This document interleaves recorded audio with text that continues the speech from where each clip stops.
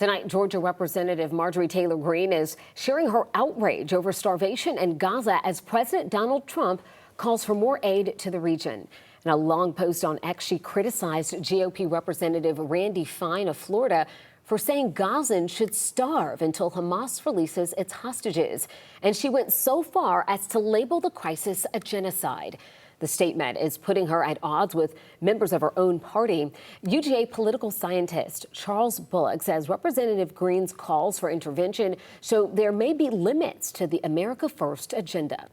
She's showing that she's not entirely an isolationist and that she believes that the United States does have some responsibility to help take care of the blameless and the helpless. And certainly the children in Gaza fall into that category of being helpless and blameless.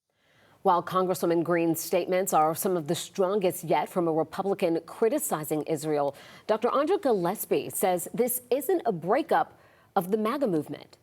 There are fissures in the MAGA movement. There are, are people who, are incensed by Jeffrey Epstein. There are folks in the MAGA movement who look at starving children in Gaza and they may say genocide, but that doesn't mean that the MAGA movement is breaking up. There, is variation. There is some heterogeneity in terms of thought, but that doesn't necessarily take from the overall project of Marjorie Taylor Greene being a prominent MAGA Republican. I think she still is.